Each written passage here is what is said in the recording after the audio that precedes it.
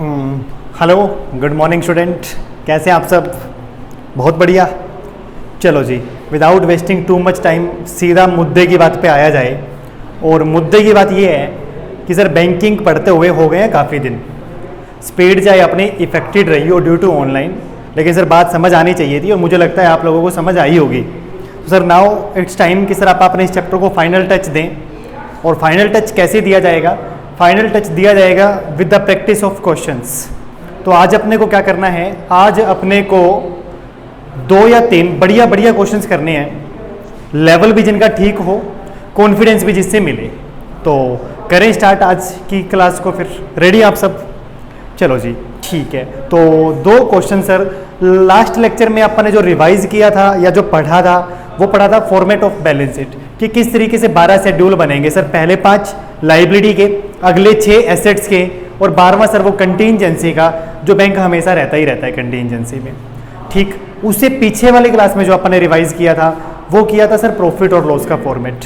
It means schedule 13, 14 income वाले, schedule 15, 16 और provision expense वाला सर करंट ईयर का प्रॉफिट आएगा। कुछ लास्ट ईयर का ब्रॉड फॉरवर्ड प्रॉफिट उसमें ऐड करेंगे, एप्रोप्रिएशंस में जाएंगे सर, बचा कुचा बैलेंस पीएल में ट्रांसफर कर देंगे। तो आज का अपना जो टास्क होगा सर वो होगा एक क्वेश्चन कोई अच्छा सा पीएल का करें ताकि पीएल रिवाइज हो जाए, एक बेसिक सा क्वेश्चन कोई बैलेंस शीट का करें ताकि बैलेंस शीट भी हमें बनानी आ जाए। तो चलिए जी, आज की क्लास को या आज के क्वेश्चन का शुभारंभ करते हैं आपा।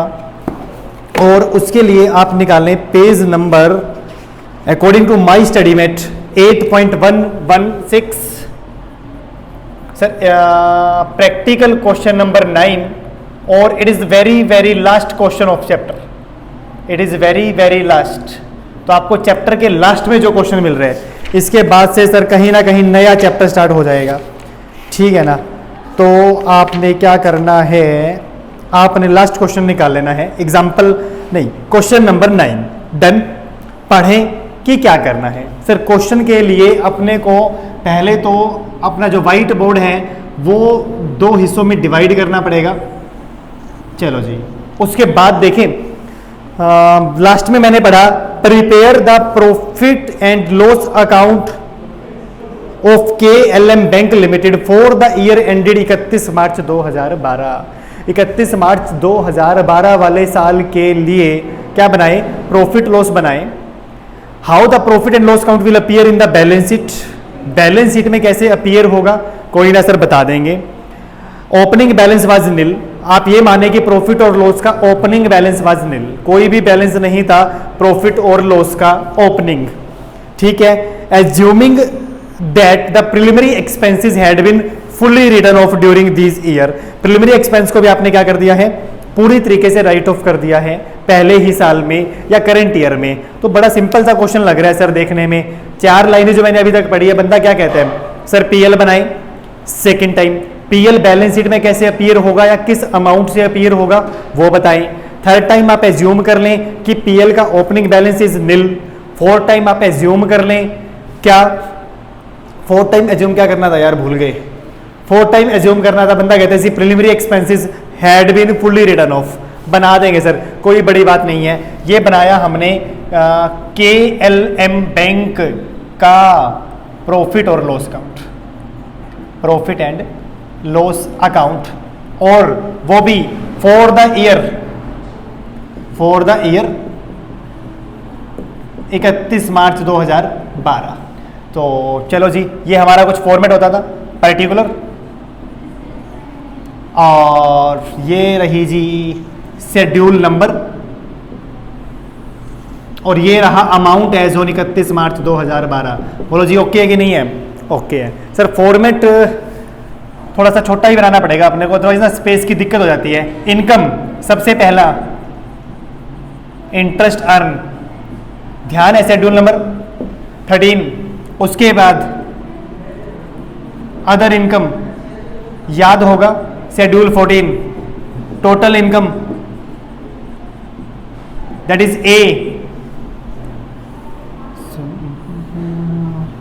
साफ सुथरा सा काम है सर। 2-4 क्वेश्चन जब आप अपने हाथ से कर लोगे ना, दिक्कत ही नहीं रहेगी कोई भी, ठीक है। ये तो ऐसा चैप्टर है जहां पर जिन स्टूडेंट्स का बेसिक नॉलेज ठीक है वो भी इस चैप्टर में गलत नहीं होते, और जिनका रट्टाफिकेशन थोड़ा सा भी ठीक है ना वो भी गलत नहीं होते। मतलब सर चाहे मैं रटने वाला हूं चाहे मैं समझने वाला हूं, क्वेश्चन तो मेरा ठीक जाएगा इस चैप्टर में। ठीक है, expenses,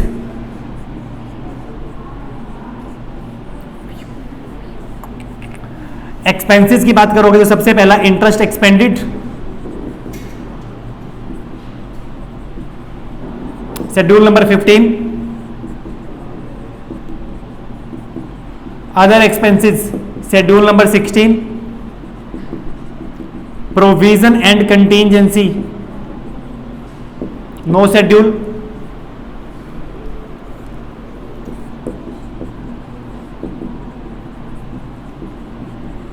Total of expenses, that is B. Profit for the current year,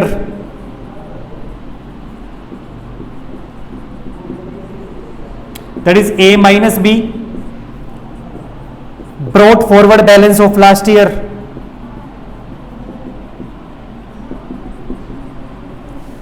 that is nil.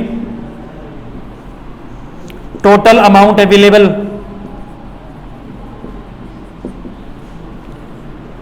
उसके बाद सर एप्रोप्रिएशन, उसके बाद क्या है एप्रोप्रिएशंस। चलो जी एप्रोप्रिएशन तक पहुंचे, पहले अमाउंट तक हम पहुंचे, एप्रोप्रिएशन की बात सर बाद में करेंगे। बताएं जी फॉर्मेट याद आ गया कि नहीं आ गया? 13, 14 इनकम, 15, 16 प्रोविजन खर्चा, A minus B profit of the current year, brought forward balance of the last year, और एप्रोप्रिएशन की बात आ जाएगी sir.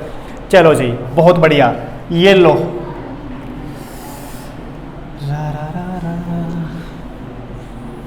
Schedule number 13, that is interest earn.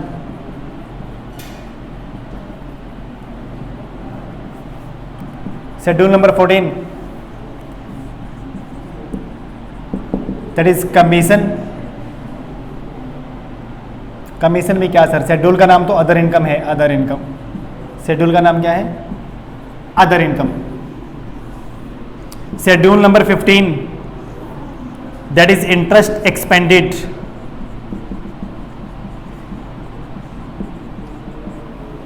Schedule number 16, schedule number 16, that is other expenses. Schedule number 17, कोई schedule number 17 नाम नहीं है, नाम है खाली provision.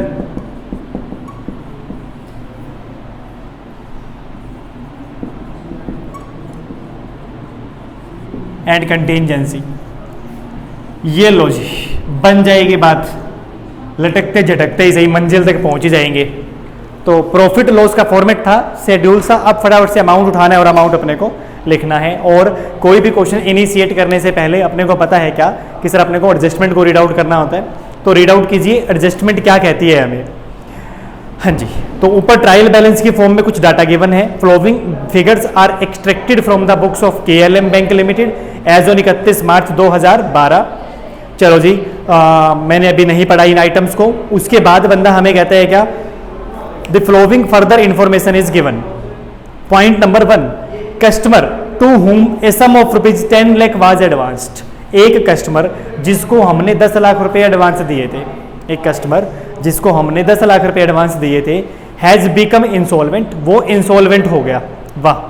And it is expected only 55% of the amount can be recovered from his estate. उससे मुझे क्या मिल सकता है? उससे मुझे केवल 55% पैसा मिल सकता है। चलो जी क्या माने, क्या लगता है? अगर उससे 55% पैसा मिल सकता है तो 45% पैसा डूबेगा कि नहीं डूबेगा? सर 45% पैसा बिल्कुल डूबेगा। तो 45% 10 लाख कितना? 4,50,000। सर आप इसकी एंट्री प्रोविजन में कर दें।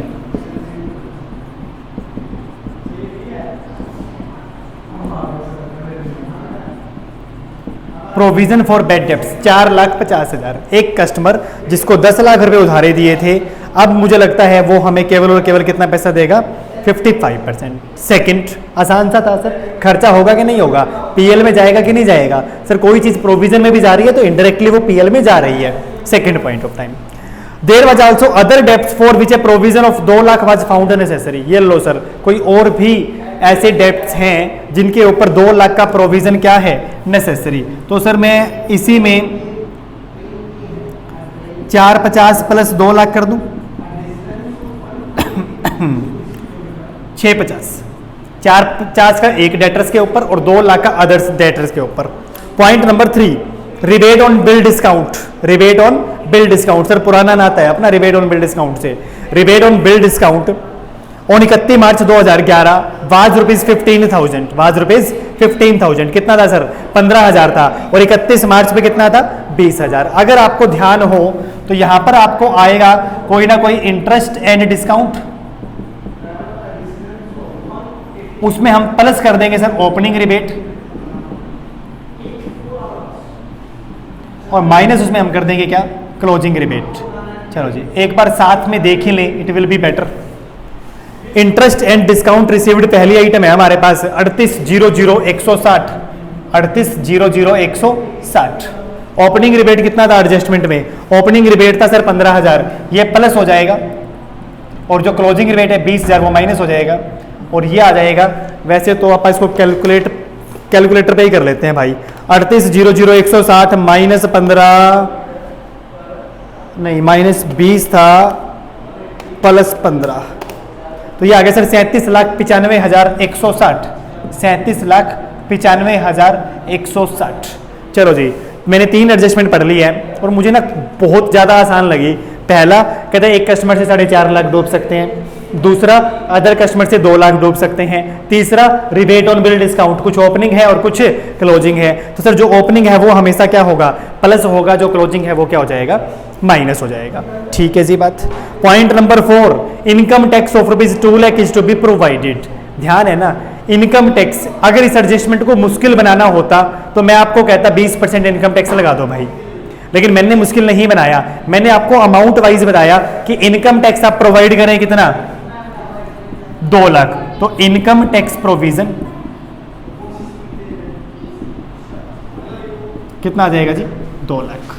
ओके बात। तो ये थी मेरी sir 4 adjustment. Director desire to declare 5% dividend, तो सर ये एप्रोप्रिएशन का पार्ट हो जाएगा, प्रपोज्ड डिविडेंड। डायरेक्टर क्या डिजायर करते हैं, डायरेक्टर डिजायर करते हैं 5% डिविडेंड। तो डिविडेंड सर कौन से अमाउंट के ऊपर दिया जाए, डिविडेंड दिया जाएगा हमेशा आपकी पेड अप शेयर्स कैपिटल के ऊपर। अभी करना हो तो आप देखें ट्रायल बैलेंस में कहीं पर आपको कैपिटल दिखाई दे रही है, हाँ जी सर। पॉइंट नंबर 3 पर आ जाएं, issued and subscribed capital 10 lakh, 10 lakh का 5% कितना, 50,000। यहां लिख रहा हूं 10 लाख का 5% दैट इज 50,000। तो सर हमें हमारी एप्रोप्रिएशन की पहली आइटम मिल गई, प्रपोज डिविडेंड 50,000। उसके बाद प्रिपेयर प्रॉफिट लॉस, सर ये तो हमने पढ़ लिया था, फटाफट से मूव ऑन करें ट्रायल बैलेंस के ऊपर। ये लो जी, सबसे पहली आइटम इंटरेस्ट और डिस्काउंट रिसीव्ड, डन सर।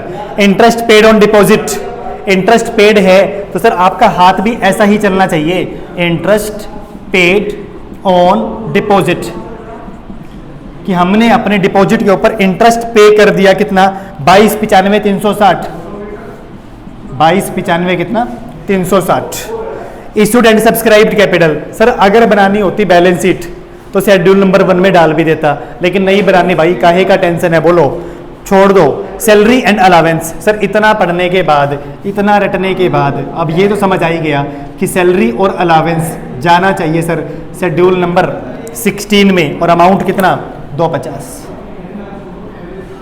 हाँ उसके बाद जी डायरेक्टर फीस और allowance,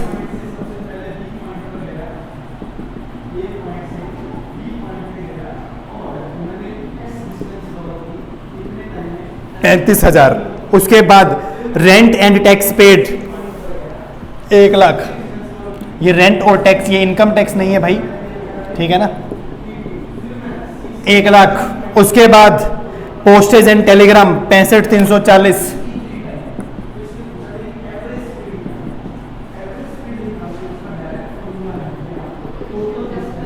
postage and Telegram 65,340। Statutory reserve fund कहाँ जाएगा सर, स्टैच्यूरी रिजर्व जाएगा बैलेंस शीट में schedule number 2 reserve and surplus. जाने दो, ये जानबूझ के बैलेंस शीट की 1-2 आइटम डालेगा ताकि उसे भी पता है कि एक स्टूडेंट की जनरल हैबिट है कि अगर उसने एक आइटम दिया है तो कहीं ना कहीं तो उसको बीच में इंसर्ट करना ही है, चाहे कहीं डाल दो, डाल लेंगे जरूर सर, ठीक है ना। तो इस वजह से भाई बच के रहना, बच के, ठीक है ना। Statutory reserve fund, commission exchange brokerage 190, schedule number 14 commission exchange brokerage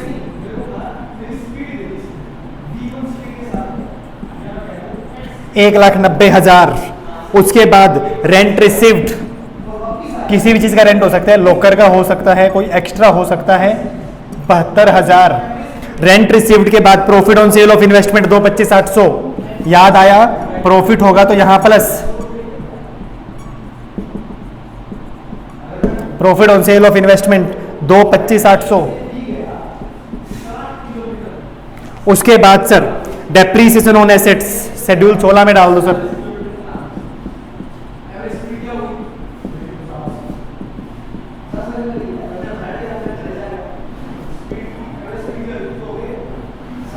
$40,000। Statutory expenses, preliminary expenses, audit fees, ये लो जी तीन खर्चे। तीन खर्चे कौन कौन से सर? तीन खर्चे हमारे पास है, statutory expenses plus preliminary expenses plus audit fees. जगह की किल्लत है, तीनों को टोटल मार दिया, टोटल कर दोगे क्या सर? इतना तो आसान है, 38 और 12 50 और 30 80। ये लो जी इफेक्टिवली क्वेश्चन ओवर। जैसे ये काम आपने कर दिया ना, इफेक्टिव आपका क्वेश्चन क्या हो जाएगा? ओवर हो जाएगा। बस दुआ करो कि हमने सारे अमाउंट ठीक लिखे हो, सारी आइटम तो लगभग मुझे लगता है ठीक ही लिखी है अपन ने। चलो जी कैसे करना है क्वेश्चन, बस अब तो मुझे इनका टोटल करके यहाँ पेस्ट करना है। ये टोटल तो मेरे हिसाब से आ ही गया, 37 95 160। वाह भाई वाह, 37 95 160। 14 का टोटल करो, 14 का टोटल तो सर आप कैलकुलेटर पे ही करेंगे। ये लो जी 1,90,000 प्लस 72,000 प्लस 225,800 यानी 4,87,800। 4,87,800 यहाँ पर आ जाओ, 4,87,800 ये बाद में कर लेंगे। 15 पे आ जाओ, 15 का टोटल सर आप 1 मिनट में कर देंगे।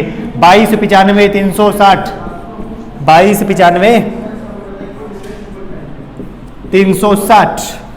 16 का टोटल सर आप 1 मिनट में कर देंगे, लेकिन कैलकुलेटर पे, लेकिन कहां पर?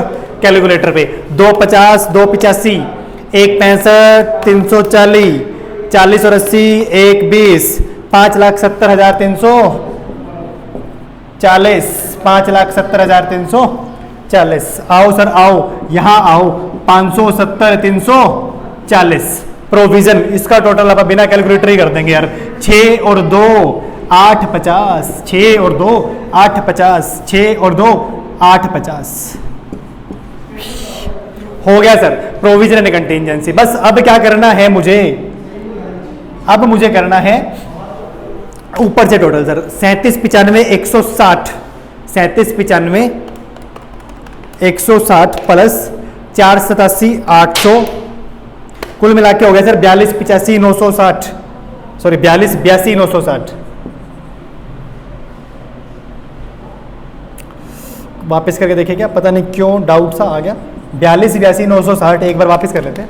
37 95 160 प्लस 487 800, 42 82 960। ओके है सर। 6 ये वाला टोटल करें। खर्चा, पहला खर्चा 22 95 360, पहला खर्चा 22 95 360, दूसरा खर्चा 570 340, तीसरा खर्चा 850, टोटल खर्चे 37 15 700, 37 15 700। सर ये देखो इनकम एक तरफ, खर्चे खर्चे एक तरफ, माइनस कर दो 42 82 960। तो सर ये आपकी इनकम आ गई 5,67 260, 5,67,260। ब्रॉड फॉरवर्ड बैलेंस है नहीं, तो टोटल एप्रोप्रिएशन करने के लिए अपने पास कितना है? 567 260। आपको ध्यान है, एक आप स्टैच्यूटरी रिजर्व कन्फर्म बनाएंगे, स्टैच्यूटरी रिजर्व आप कन्फर्म बनाएंगे कितना? 25% ऑफ करंट ईयर प्रॉफिट।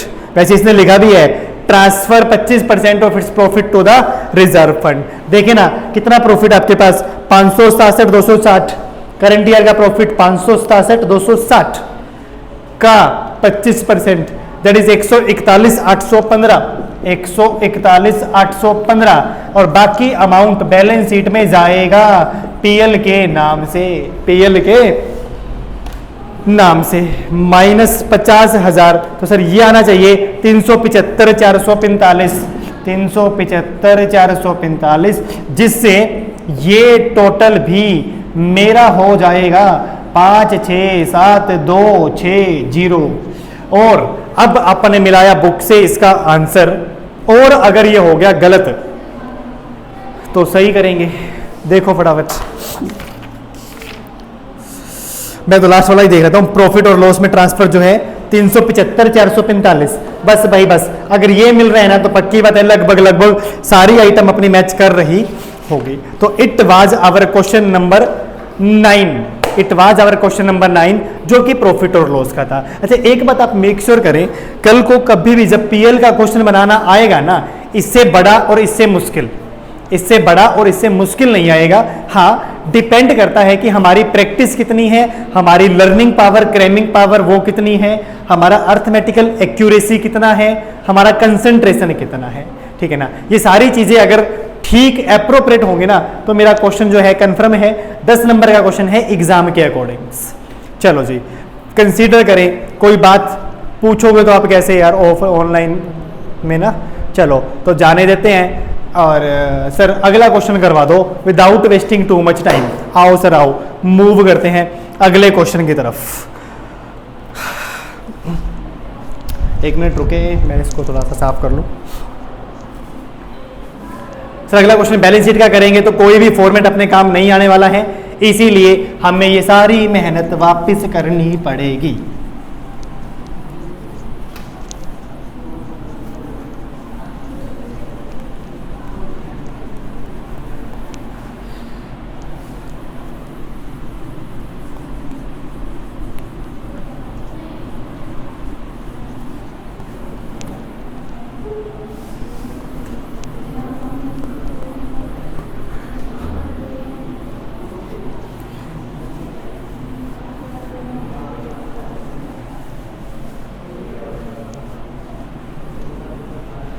ये लो जी, थका तो तुमने मुझे दिया, हाँ लेकिन क्या कर सकते हैं सर, करना ही पड़ेगा। ये लो पापी पेट का जो सवाल है,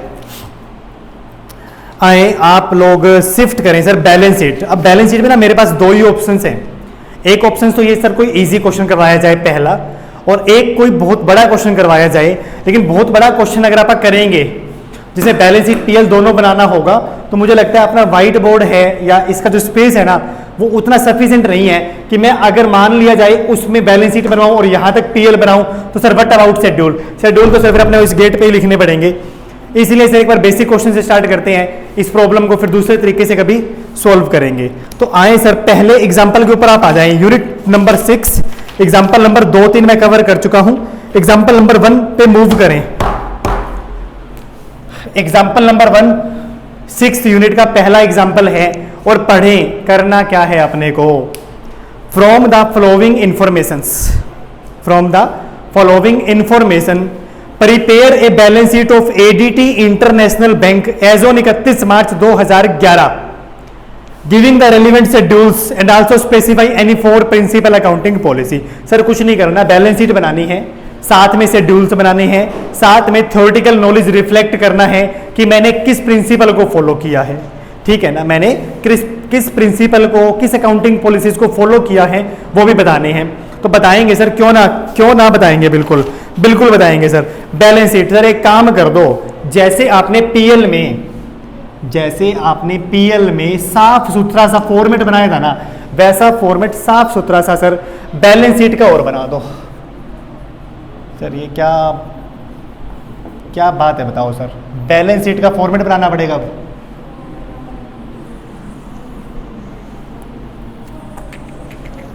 ज्यादा बड़ा डिटेल्ड समझाऊंगा नहीं। This is amount, this is our schedule number, this is our, यहां पर मैंने लाइब्रेरी लिख दी,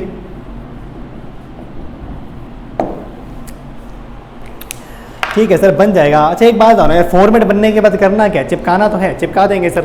तो लाइन वाइज में लिख देता हूं, शेयर कैपिटल, याद करना, याद, रिजर्व एंड सरप्लस,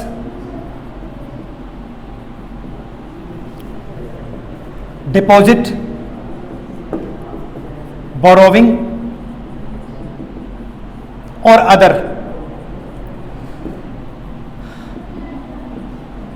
1 2 3 4 5 टोटल, ये रहा जी टोटल। हाँ जी, देखो स्पेस कॉन्स्टेंट है ही है, तो try to understand that particular kind of problem. Font छोटा है तो क्यों है, और भीड़ा भीड़ा लिखा गया है तो क्यों लिखा गया है। 6th, cash in hand and balance with RBI, याद रखना ये है बैलेंस विद आरबीआई। उसके बाद sir balance with other bank, balance with other bank and money and call short notice.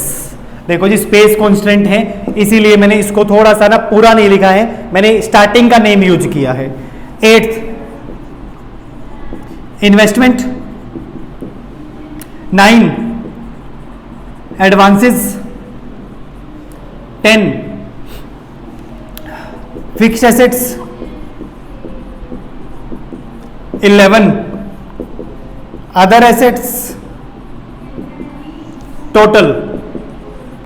बस जी बस, अगर और अगर ये दोनों टोटल अपने कर गए मैच तो क्वेश्चन अपना टनाटन है, टनाटन। अदरवाइज क्वेश्चन अपना भाई क्या बताएं बस। ठीक है, लास्ट सर 12वां, कंटिजेंसी लिख लो, बिल्स फॉर कलेक्शन लिख लो, एक ही बात है, बिल्स फॉर कलेक्शंस। तो sir this is the schedule या फॉर्मेट ऑफ बैलेंस शीट, और ये काम करने के लिए अपने को शेड्यूल बनाने हैं सर 12। वाह, अपने को शेड्यूल बनाने हैं 12 का टोटल करना है और वहां चिपकाना है। बताओ यार कौन सी बड़ी बात है, सीए इंटर में हो गए, क्या आप ये नहीं कर सकते क्या? कर देंगे सर, इसमें इतनी सोचने वाली बात ही नहीं है कोई। ये लो, कितने हो गए ना, 3 तो 4, ये लो जी, पहले 3, अगले 3, उससे अगले 3 और उससे अगले 3। कौन सी बड़ी बात थी, नहीं देना। ये लो जी नाम, अब जैसे यहां चिपकाया वहां भी चिपका दो, कि नाम चिपकाने की जरूरत नहीं है। चलो जी, नंबरिंग लिख रहा हूं, नाम वहां पर नहीं लिख रहा हूं क्योंकि नाम सर यहां पर लिखा हुआ है कि पहला है तो ऑब्वियस सी बात है, शेयर्स कैपिटल है। Number 2, number 3, number 4, 5, 6, 7, 8, 9, 12, 11, 10। खाली नंबरिंग यूज किया गया है, नाम यूज नहीं किया गया है। ठीक है, सेकेंड टाइम क्या सर, इस क्वेश्चन में अपने को बैलेंस शीट बनानी है। अगर आप लोगों को ध्यान हो तो every bank is required to kept एक certain percentage of their demand deposit अपने पास, called as SLR, statutory liquidity ratio. Second time क्या, every bank is required to kept in the form of cash with the RBI certain percentage of their demand deposit. उसको हमने नाम दिया था sir cash reserve ratio. ठीक है जी, हमारी book में बहुत क्वेश्चन है, रेफरेंस बुक में भी बहुत क्वेश्चन है, जिनमें कभी भी इन रिजर्व्स को वेटेज नहीं दी गई है। क्या कि क्या ये रिजर्व बैंक वाले रखते हैं या नहीं रखते हैं, ठीक है ना, कोई वेटेज नहीं दी गई है। लेकिन ये जो पहला एग्जांपल है ना, पहला एग्जांपल, यहां पर उस बात को ध्यान रखा गया है केवल एक ही एग्जांपल में। तो आप एग्जाम में इस चक्कर में नहीं पढ़ेंगे कि CRR मेंटेन्ड है या नहीं है। हमें किसी भी बैंक की लीगल कंप्लायंस को ध्यान में नहीं रखना है कि बैंक वो लीगल कंप्लायंस कर रहा है कि नहीं कर रहा। चलो एक क्वेश्चन में आपको समझाया गया ताकि आपको पता चले किस तरीके से उसे मेंटेन किया गया है। फॉर द टाइम बिंग ये क्वेश्चन जो मैं आपको करवा रहा हूं ना, उस लीगल रिक्वायरमेंट को ध्यान में रखे बिना करवा रहा हूं। बहुत ज्यादा फर्क नहीं पड़ जाएगा उसमें, बता दूंगा मैं आपको, आप देख लेना, फिर भी समझ नहीं आई तो आप मुझसे समझ लेना। चलो जी, होप सो आप मैसेज क्लियर कि CRR की रिक्वायरमेंट मुझे किसी भी क्वेश्चन में ध्यान नहीं रखनी है, लेकिन स्टडी मेट के पहले क्वेश्चन में उसे ध्यान में रखा गया है, लेकिन मैं उसको भी बिना ध्यान में रखने वाले तरीके से करवा रहा हूं। चेंजेस जरूर करवा दूंगा कि ये होना चाहिए था। चलो जी डन। सर मेरे लिए क्वेश्चन बड़ा सिंपल है, मुझे बहुत ज़्यादा कुछ करने की जरूरत ही नहीं है। फटाफट से देख ले, सारा काम अपना रेडी है, डन। एडजस्टमेंट है कोई? एडिशनल इंफॉर्मेशन, एडजस्टमेंट के नाम पे क्या है? Additional information. चेक करें क्या? Bills for collection 18,10,000, bills for collection कहां जाएगा बता दो? Bills for collection 18,10,000, 18,10,000। Acceptance and endorsement 14,12,000, acceptance and endorsement याद है ना? सॉरी शेड्यूल नंबर 12 में ही जाएगा, 14,12,000। Claim against the bank, claim against the bank but not acknowledges as debts. मेरे अगेंस्ट में क्लेम चल रहे हैं लेकिन अभी तक उसको डेप्ट एक्नोलेज नहीं किया गया है, 55,000। क्लेम नॉट डेप्ट 55,000। ठीक है जी। डेप्रीसिएशन प्रीमाइस के ऊपर लगाना है 1,10 और डेप्रीसिएशन फर्नीचर के ऊपर लगाना है कितना? 78,000 सॉरी। अब इसका क्या किया जाए? ये तो एडिशनल इंफॉर्मेशन है, प्रॉफिट लॉस मुझे बनाना नहीं है, प्रॉफिट लॉस मुझे बनाना नहीं है। अब इसने कंफ्यूजन वाला पॉइंट कर दिया क्या? इसने ये क्लियर नहीं किया depreciation is to be provided और depreciation has already been provided. समझे ना? एडिशनल इंफॉर्मेशन है, मुझे यहां से ही समझ नहीं आ रहा है कि डेप्रीसिएशन ऑलरेडी लगा चुका है या डेप्रीसिएशन लगाना है। देखो आपको पीएल तो नहीं बनाना लेकिन आपको बैलेंस शीट तो बनानी है ना, आपको बैलेंस शीट तो बनानी है। तो अब इसका मतलब मुझे एज्यूम करना होगा कि डेप्रीसिएशन लग चुका है या नहीं लग चुका। तो चलो जी, मैं अपनी पहली एजम्पशन से काम करता हूं। क्या मैं ये एज्यूम कर रहा हूं कि depreciation already have been provided. क्यों? आप ऊपर चेक करें, पीएल तो मुझे बनाना नहीं, प्रॉफिट लॉस तो मुझे बनाना नहीं। ट्रायल बैलेंस में आप चेक करें स्टैच्यूटरी रिजर्व और उसके बाद है नेट प्रॉफिट बिफोर एप्रोप्रिएशंस। मेरा प्रॉफिट कितना है इस साल का बिफोर एप्रोप्रिएशन? 150। यानी बंदा पीएल बना चुका है, पीएल बना चुका है तो सर डेप भी लगा चुका होगा, डेप भी लगा चुका होगा। तो इसीलिए मेरी पहली एजम्पशन जो काम कर रही है वो ये काम कर रही है कि सर ये पीएल में डेप जा चुका होगा और बैलेंस शीट में भी इसकी वैल्यू ऑलरेडी एसेट्स में से माइनस हो चुकी होगी। ठीक है। उसके बाद देखें 50% of the term loan are secured by government guarantee. Schedule number 9 very very main, वाह सर वाह, very very main schedule number 9। तो शेड्यूल नंबर 9 की सजावट के लिए मैं आपको बता रहा हूं क्या कि 50% ऑफ टर्म लोन जो है ना वो सिक्योर्ड बाय गवर्नमेंट गारंटी है, बाद में चेक कर लेंगे। 10% of CC, 10% of cash credit including debit balance in the current account, including debit balance in the current account मतलब समझ लेंगे क्या है। इज अनसिक्योर्ड, वो अनसिक्योर्ड है। और 25% of its profit to reserve fund. Sir ये हर बार क्या बोलते हैं 25% रिजर्व में डाल दो, ये डाल दो, हम कर देते हैं सर ये वाली बात। चलो, तो एडजस्टमेंट के नाम पे ना बहुत ज्यादा कुछ था नहीं, 3 बातें थी हमारी एडिशनल जो कि कलेक्शंस को रिगार्डिंग थी, कंटीजेंसी के रिगार्डिंग थी। 2 पॉइंट्स आगे डेप्रीसिएशन। बंदा पीएल का बैलेंस जब आपको बता रहा है ना तो इट विल बी बेटर हम ये एज्यूम कर लें कि सर पीएल बन चुका है, डेप लग चुका है, वैल्यू घट चुकी है। वाह क्या। और उसके बाद सर फिर है शेड्यूल नंबर 9 की सजावट के बारे में। अगर मैं ये लास्ट वाली 2 लाइन ना पढ़ूं, क्या 50% of the term loan are governed by security, government security, 10% of CC including the debit balance in the current account is unsecured. अगर मैं इस लाइन को ना भी पढ़ूं तो क्या होगा सर? शेड्यूल नंबर 9 हमारा बनेगा तो जरूर, हमारा बनेगा तो जरूर, बन तो जाएगा ही ना, बनेगा तो जरूर, लेकिन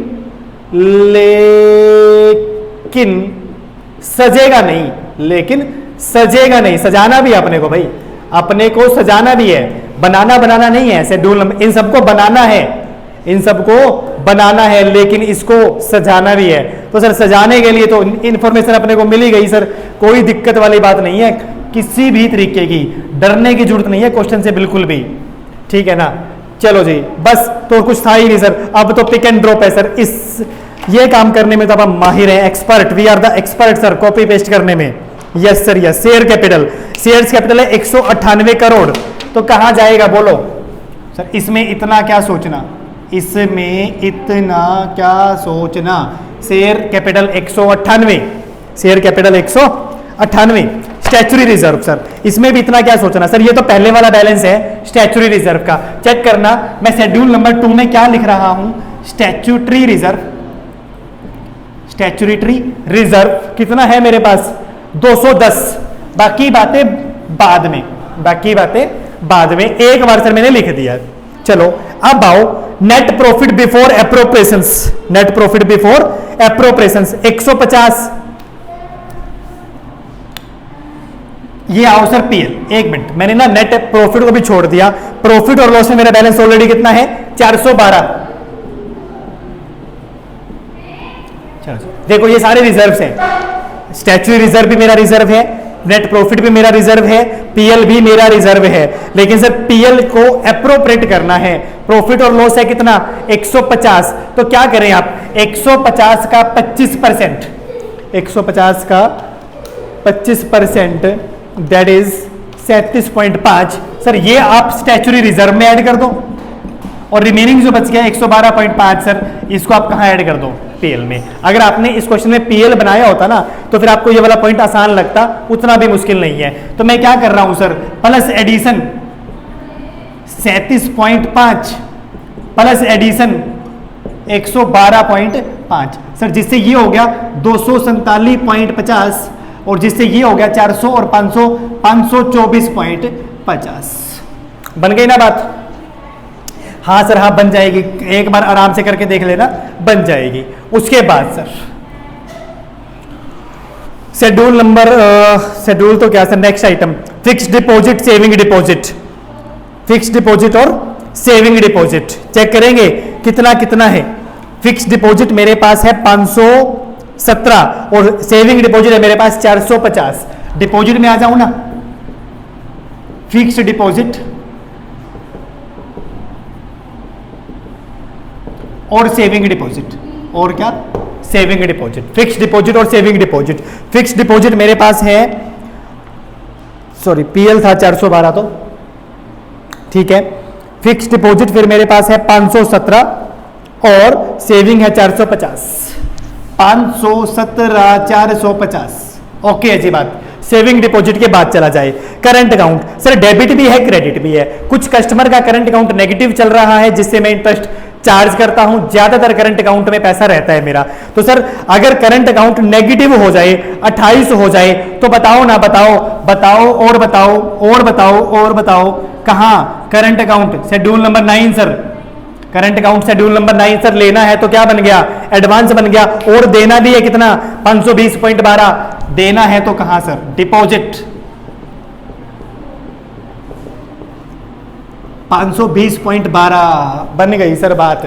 करंट अकाउंट में लोगों का अगर पैसा पड़ा हुआ है तो सर मेरे लिए डिपॉजिट है वो, अगर मुझे लेना है तो मेरे लिए क्या है वो लोन्स और एडवांस। ध्यान रखना ये प्रेजेंटेशन आपको ऐसे ही करनी पड़ेगी। मैं नेट नहीं कर सकता कि करंट अकाउंट में बहुत सारे लोगों से लेना है 520, किसी का देना भी है 28 तो नेट बना दो सर नेट 492। नहीं भाई आप नेट नहीं बना सकते, आप नेट नहीं बना सकते, आपको इसको अलग अलग ही रखना पड़ेगा और बिल्कुल अलग रखना पड़ेगा। चलो जी डन है बात। उसके बाद बिल्स पेबल पॉइंट 10, इसमें तो सर कुछ करना ही नहीं। बिल्स पेबल कहां जाएगा पता है ना आपको, बिल्स पेबल जाएगा सर हमारी करंट लायबिलिटी में। बिल्स पेबल जाएगा कहां पर हमारी करंट लायबिलिटी में। कैश क्रेडिट 812.10 आपको पता चल गया होगा अभी तक तो, कैश क्रेडिट 812.10। उसके बाद कैश क्रेडिट के बाद जो है मेरे पास borrowing from other bank 110 sir ये रहा बोरोविंग का, बोरोविंग फ्रॉम अदर बैंक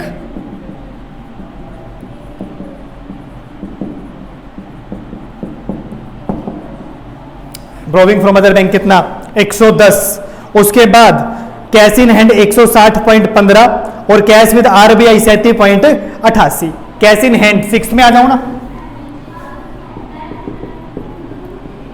और balance with RBI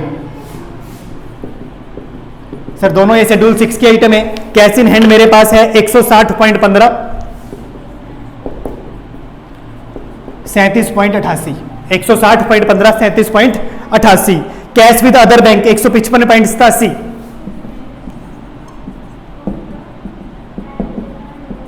cash with other bank, याद हो गया होगा ना, schedule number 7, cash with other bank schedule number 7। उसके बाद मनी एट कॉल 210.12, सर ये भी यहीं आता था, मनी एट कॉल भी यहीं आता था, मनी एट कॉल 210.12। वैसे आप देखो ना क्वेश्चन भी सीक्वेंस में ही देता है बंदा, 6 के बाद 7, उसके बाद 8 इन्वेस्टमेंट गोल्ड में है और गवर्नमेंट सिक्योरिटी में है। इन्वेस्टमेंट हमारी गोल्ड में है और गवर्नमेंट सिक्योरिटी में है।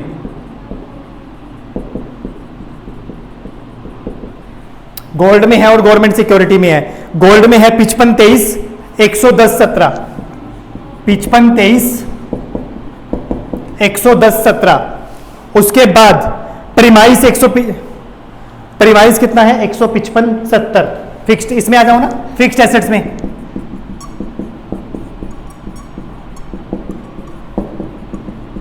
याद रखने का खेल है sir, 155.70, furniture 70.12, furniture 70.12, term loan 792.88, term loan 792.88। ये लो जी, सारी बातें लिख दी, करंट एसेट्स कोई इसकी है होगी नहीं, इसका मतलब। चलो जी, सजावट वाला काम बाद में देखेंगे, सजावट वाला काम क्या देखेंगे आप बाद में देखेंगे। पहले चेक कर ले सर बैलेंस शीट मेरी मैच करेगी कि नहीं करेगी। डन। ये टोटल सर 198 आ रहा है,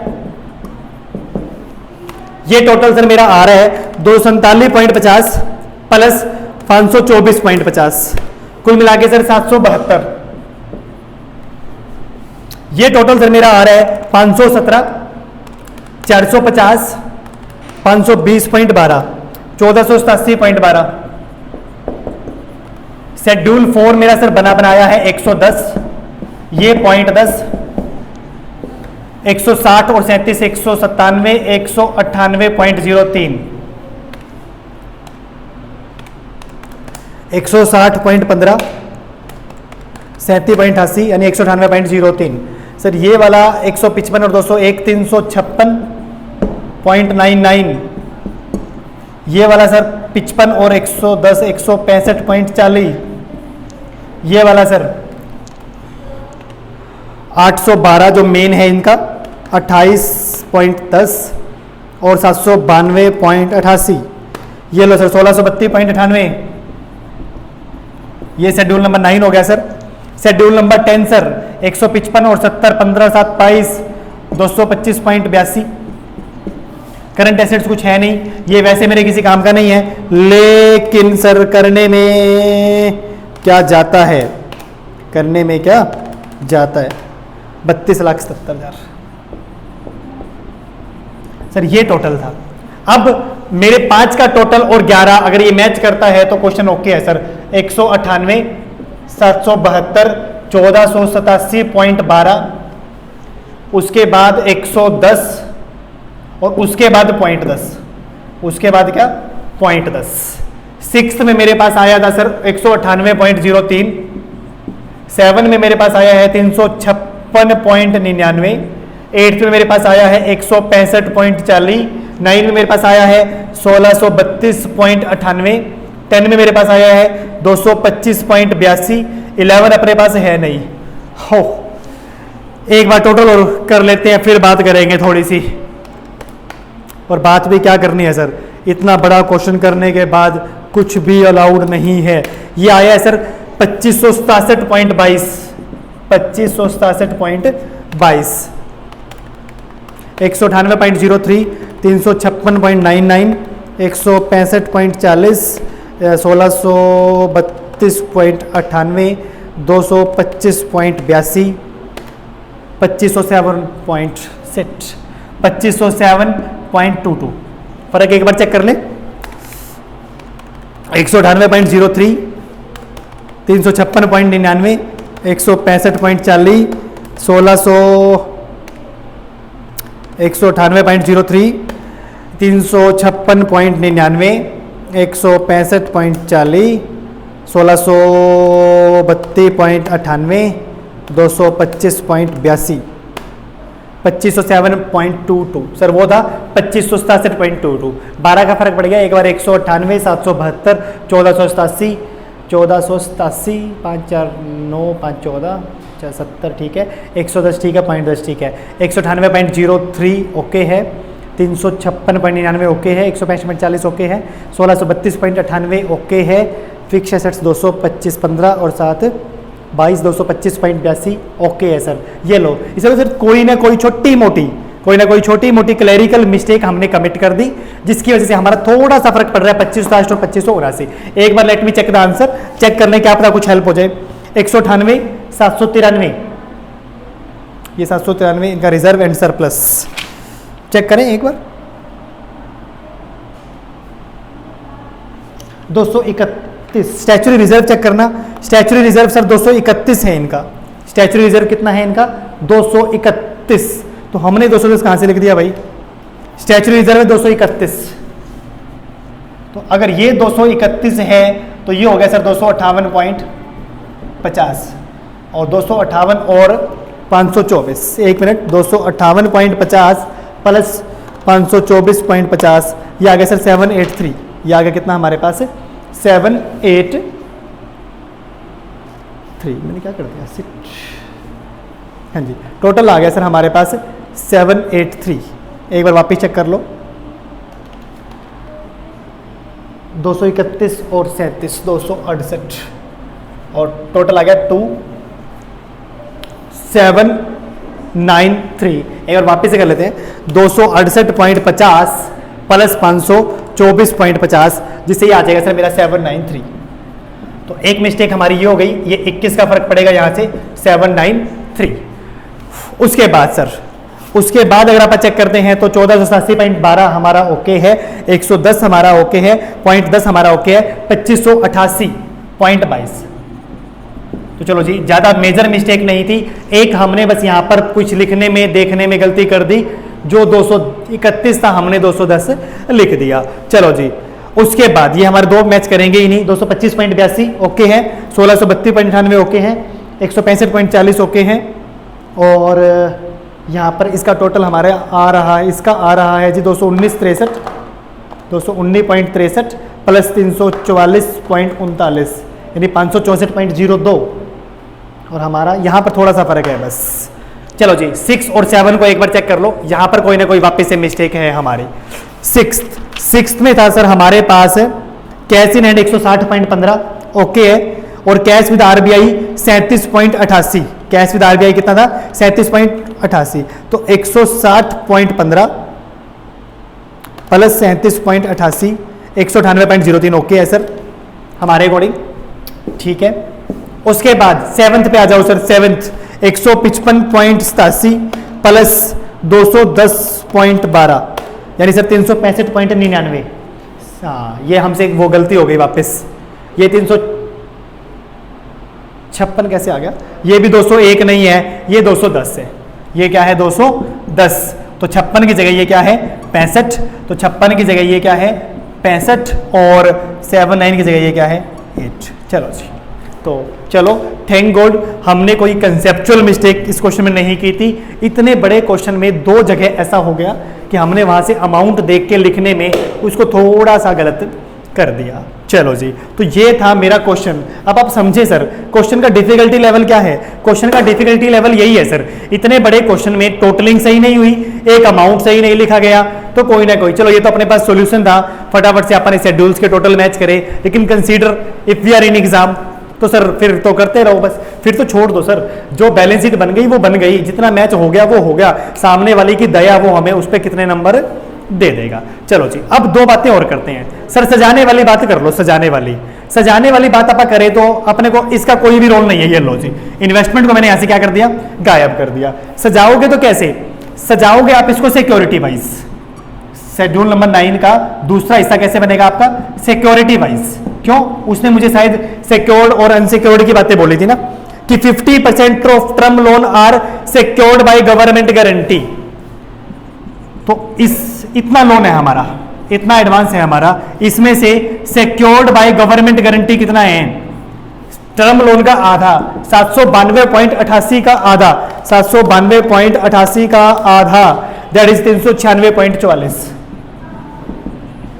ठीक, फिर उसने बोला था अनसिक्योर्ड, फिर उसने बोला था हमें क्या, अनसिक्योर्ड। पढ़े 10% of cash credit, 10% of cash credit यानी 812.40 प्लस डेबिट बैलेंस इन करंट अकाउंट, वो भी ले लो सर 28 भी, 840.4 का 10% अनसिक्योर्ड है सर 84.01, ये क्या है सर, अनसिक्योर्ड।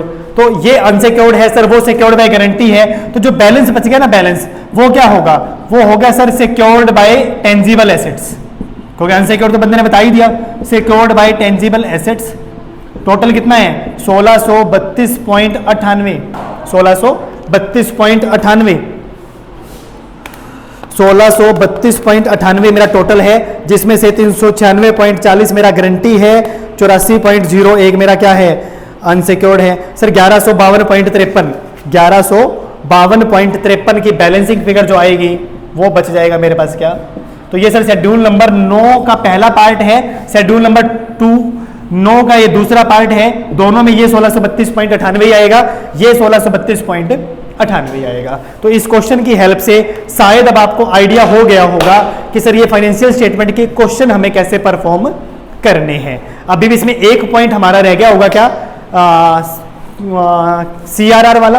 अगर आप लोग देख के करना चाहें तो आप देख के कर सकते हैं, आप स्किप करना चाहें तो स्किप कर सकते हैं, मेरी गारंटी है आपको उससे कोई नुकसान नहीं होने वाला है। चलो जी, तो वैसे तो मैं सोच रहा था कि ये लास्ट लेक्चर हो, लेकिन नहीं, फिर भी कोई बात ना। अब अपन जहां इतनी मेहनत की है तो एक या दो और लेक्चर्स के लिए हम उसे वेस्ट नहीं जाने देंगे। तो चलो जी, ट्राई करेंगे कोई इससे भी बड़ा क्वेश्चन हम करें। अब मैं ये सोच रहा हूं कि इससे बड़ा क्वेश्चन अगर मुझे इस व्हाइट बोर्ड पे करवाना होगा तो मैं कैसे करवाऊं, आप मुझे बताएं, थोड़ा सा मुझे गाइड करें कि सर आप कैसे करवा सकते हो। चलो जी ठीक है, तो आज के लिए गुड बाय, मिलते हैं नेक्स्ट लेक्चर में।